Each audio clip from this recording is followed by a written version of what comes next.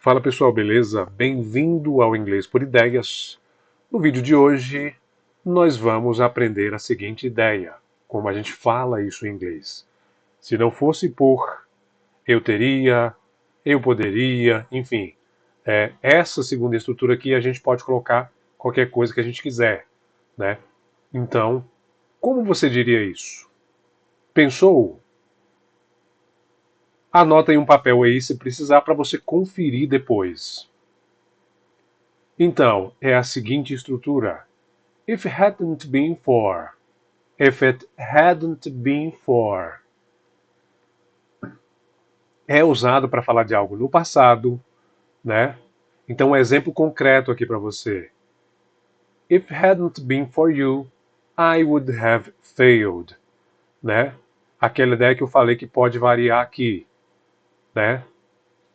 E a tradução para você, embora o foco não seja tradução, mas você precisa para também se orientar. Se não fosse por você, eu teria falhado. Então, é essa estrutura aqui que você vai aprender. If hadn't been for. Né? Se você quiser falar de algo ali no passado, né? Algo que aconteceu no passado, que o resultado também seria no passado. Né? Essa é a estrutura principal. Escreve isso várias vezes no papel, treina, usa o Enki, né? Que só assim você vai aprender. Não adianta ver só o vídeo e não usar essa estrutura. Fica treinando, né? Conversando sozinho, se possível. Assim você vai aprender. Vamos para mais exemplos? If it hadn't been for you, I would have given up. Né? Então, se não fosse por você, eu teria desistido.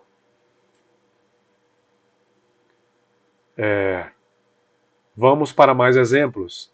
If hadn't been for Google Maps, we would have gotten lost. Né? Então, se não fosse pelo Google Maps, nós teríamos nos perdido. O último exemplo. If hadn't been for that message, I would have missed the meeting. If it hadn't been for that message, I would have missed the meeting. Nós podemos também utilizar aqui a forma contraída. Would have. Então, se não fosse pelaquela mensagem, eu teria perdido a reunião. Nós temos agora uma segunda forma, é a parte bônus do vídeo, né? If it weren't for, né? Que é usado para uma situação hipotética, no presente agora, não mais no passado, né? E um exemplo concreto aqui para você. If it weren't for coffee, I couldn't work. Né? Se não fosse pelo café, eu não conseguiria trabalhar. Essa estrutura, ela é considerada mais formal. Ela soa aí mais correta gramaticalmente falando, ok? Mais exemplos. If it weren't for my wife, this house would be a mess. If it weren't for my wife, this house would be a mess. Então, se não fosse pela minha esposa, essa casa estaria uma bagunça.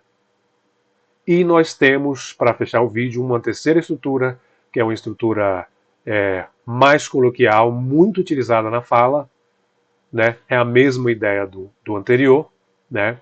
Dos anteriores, né? Mas mais coloquial.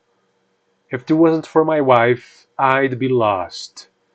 Né? Se não fosse por minha esposa, eu estaria perdido. Ok? Muito utilizado na fala.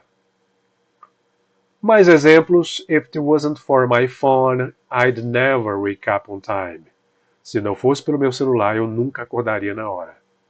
Recapitulando para a gente fechar o vídeo, né? Essa primeira estrutura em inglês a gente chama chunk, né?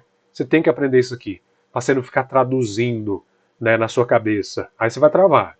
Então, pensou nessa ideia de que se não fosse por alguma coisa no passado, if it hadn't been for. Quer utilizar uma coisa mais formal e no presente? If it weren't for. E uma coisa mais ali da fala, bastante comum, if it wasn't for. Ok? Essas três formas, você percebe que aqui você não fica traduzindo palavra por palavra, você aprende aí a ideia inteira. Esse aqui é Inglês por Ideias. Se inscreve, dá um like e vamos fazer esse canal crescer.